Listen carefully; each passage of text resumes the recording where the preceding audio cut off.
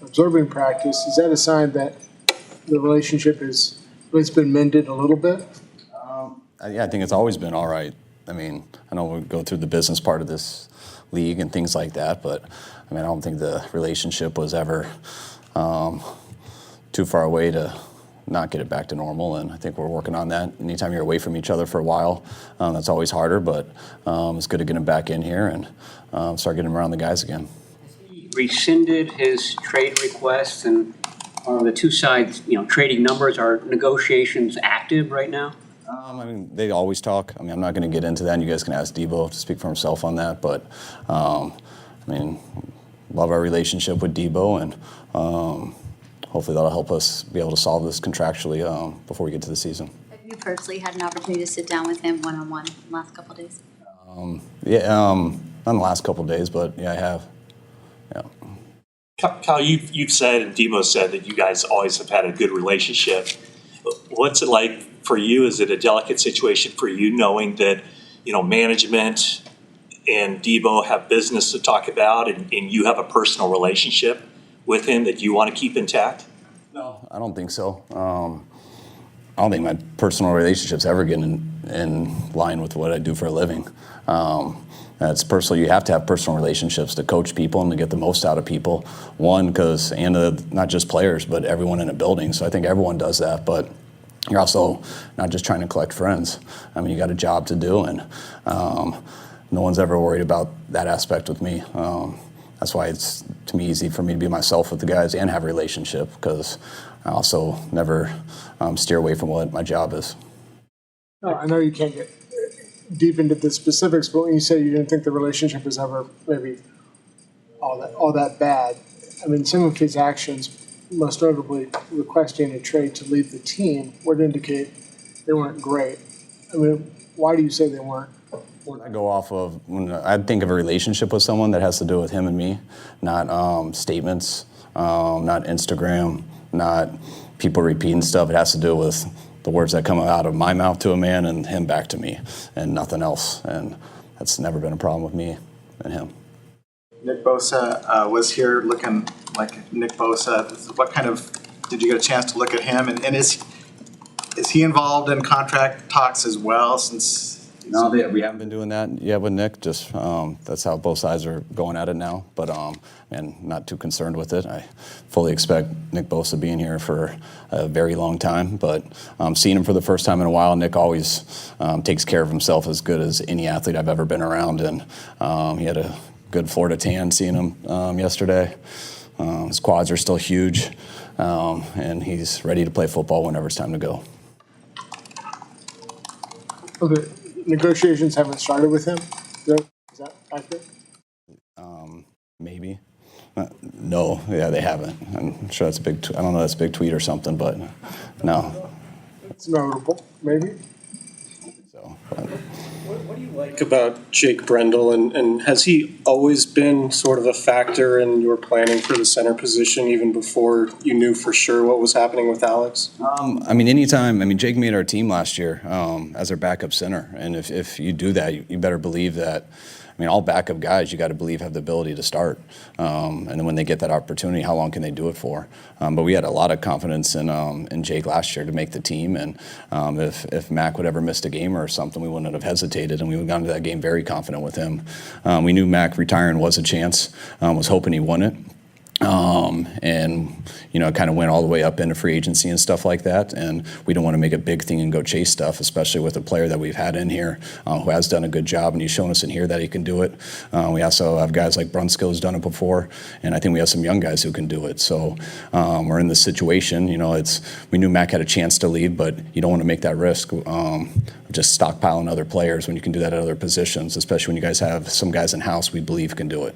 And we got to work them hard throughout OTAs, throughout training camp, and we'll come up with the best guy, and then you'll see how long you can do it over the year. How much can you learn at this point in the process during OTAs and minicamp about offensive linemen, particularly interior guys, without pads coming on? Like, what are you looking for at this time of year? Personally, I don't think the pads change anything in terms of run blocking. And it would on pulling guards and powers and stuff like that. But when you're doing outside zone and things and reaching people and how you play with your hands, it's about protecting your face and shoulders. But you can't see much of it because we don't do as much work at that as we used to. So you get an idea with all the individual drills and things like that, and we've seen him in the past, so we know what he can do. And you're really just preparing guys as much as you can in OTAs to have a chance to get as good as they can in training camp. Jake, does signing him go back to his relationship with Chris in Miami? Chris is the one who brought him to our attention, just him having him in Miami. He was a big fan of his there. We got him in, I believe, during the COVID year. He had some things that he opted out, went right down to that last minute. And so we were able to get him back. And last year was our first year with him. And, Chris talked highly of him, and he's been better than advertised. That stood out to me in 16 when he came out of college. He had some amazing athleticism metrics. So I'm guessing, is he a guy that you see able to execute the more difficult blocks in your run scheme? Yes, he's wired to do it. And, and then he's wired to do it, and then it's about staying healthy and being able to adjust each week to some of the guys you got to go against. And that comes with some experience, but I think he's ready for his opportunity, and he's getting a chance to compete with some guys, and hopefully by getting that and getting those reps, he'll only get better. Has there been conversations, Kyle, about going out and getting a veteran center, or are you confident right now? Sorry. Have there been conversations internally about going out and getting a veteran center, or are you guys happy with the group you have, or take in everything? And so we have a conversation about every position. So all the veterans out there, the guys who got a chance to pay to come in. You got guys who have a chance to come in and be at the back of your roster. And so you're looking at it at every spot. I know Max announcing his retirement is big news to everyone. We've had an idea about it for a while, so we've been looking at all situations, and right now we feel like we're doing the best one for us. We're going to talk to Brian Schneider tomorrow. What was it about him that led to his being hired? You've got a bit of a background with him at UCLA, right? I had GA'd at UCLA for 6 months, and he was there, and I would have stayed there longer. They didn't kick me out of school. No, don't write that. No, but Schneider was awesome there. He was one of the first coaches I was around, and just the energy and the person.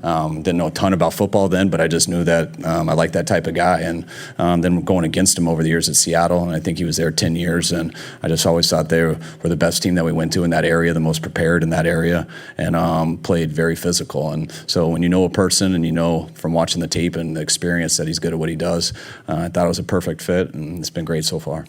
Is there a plan for D Ford? He's going to come in. He's been excused from minicamp. I think he's coming in to get his physical later in this week.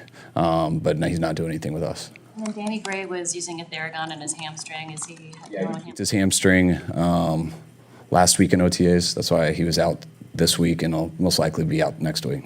Have you gotten updates on where Jimmy Garoppolo, in his rehab, and how close is he to throwing? And what was the thought process of just telling him to stay away this week? All his rehab is down in LA, so for him to stop it to come up here for a 3-day minicamp doesn't make much sense for him or for us. So we want him to stay with his rehab. It wasn't a real risky surgery or anything, so I think it just takes time. So I think the plan still has always been July, but I know there's no concerns with it, and he'll be throwing sooner than later. His thumb, did that fully heal? Do you know? Did he ever require any procedure on that? Yeah, nothing with the thumb. If you guys don't trade Jimmy before training camp, do you expect him to be here practicing? Yes, I do. You wouldn't excuse him? That's not the plan? I'll think about that when that day comes, but Jimmy's under contract with us, and he's healthy. Right now, I would see him coming to practice, unless we traded him. Is D Ford coming in for the physical a precursor to you guys releasing him, or is he going to retire? Sure. I think, I know that we've gotten a good bill of health from his doctor saying how good he is in this spot. We're going to check him out with our physical.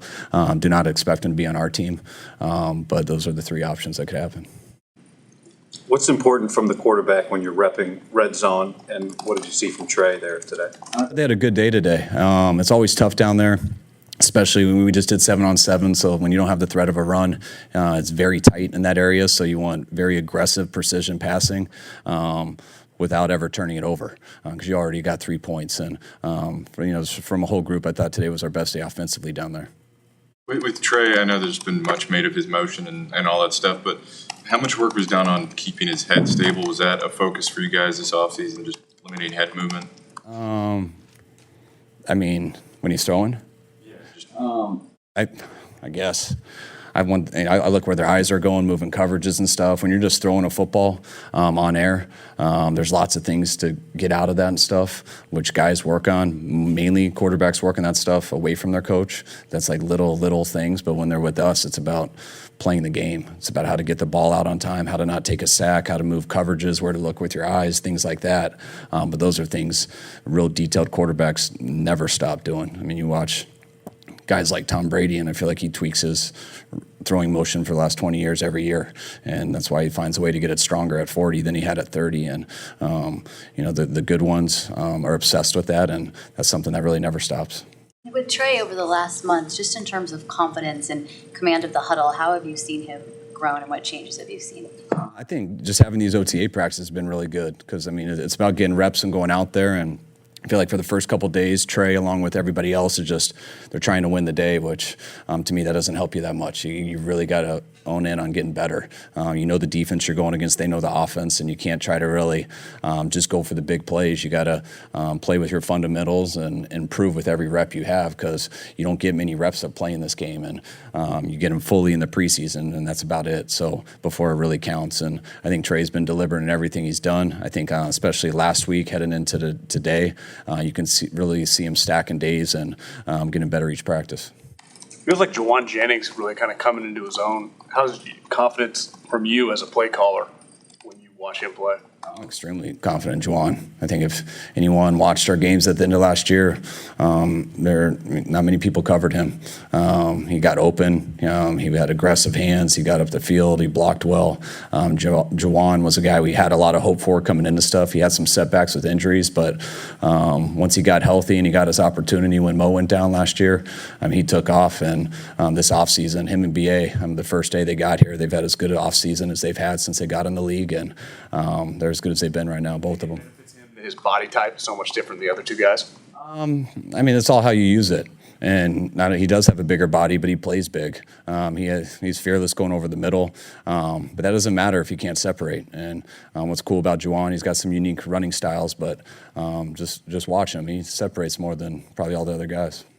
Brandon Ayuk spoke about being one of the leaders in that group just because he and Juwan were the only two guys that have been in your system before. Have you seen that from him, that leadership?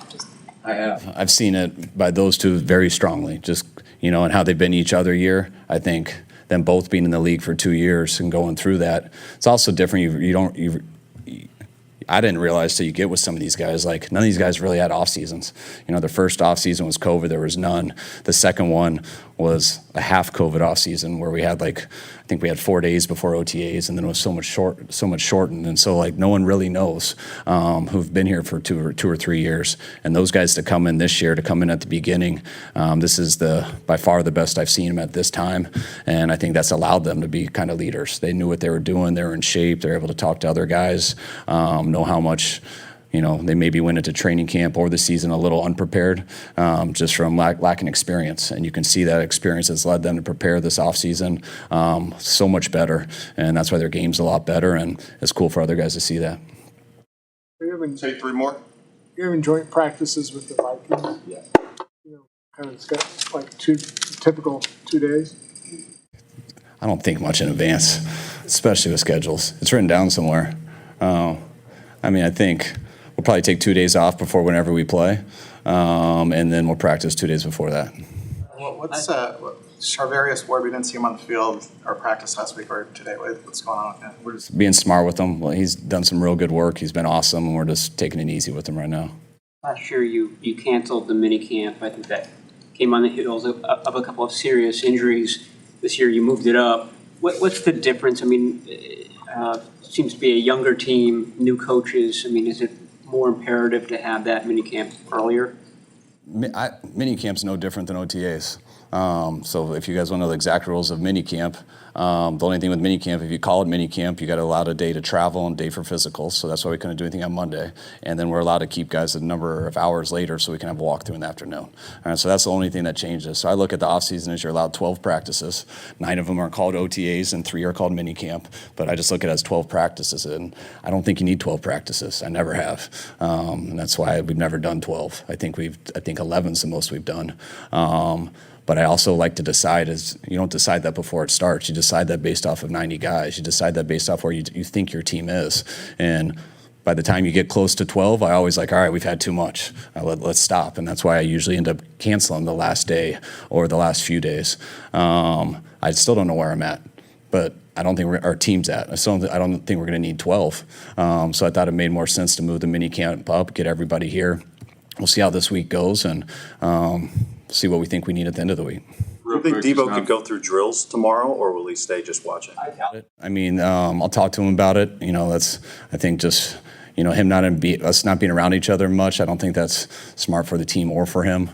So I know he doesn't. It's not something I'm really counting on him doing, and I'll see where he's at, but I think he'll be all right with that too. Just real quick, how is it just getting out to the finals, being able to see that? That was awesome. That was real cool. It's my first finals game I've been able to go to and was got to sit close to the coaching bench, which was really neat to see how they all do it, and hoping to see some more. So it was pretty cool. Down, standing towards mid-court most of the time rather than directly in front of you. Did you pick up any coaching? You can't hear that well, but it's just cool to watch them all and just see how into it they all are. I mean, it's the atmosphere that you want to watch that I love watching. That it's a lot more fun sitting there and watching it. You can just enjoy your nachos and have a drink and just enjoy probably something that the guys are right in front of me and haven't been sleeping and been thinking about it and waiting for that moment all day. So it's kind of fun to go to that intensive a sporting event where you can just kind of check out and enjoy the moment. No, there's enough of that going on. Steve Kerr, have you talked to him? Yeah, I don't. We have some mutual friends, but I don't know him personally. Hey, guys. All right, guys. Thanks.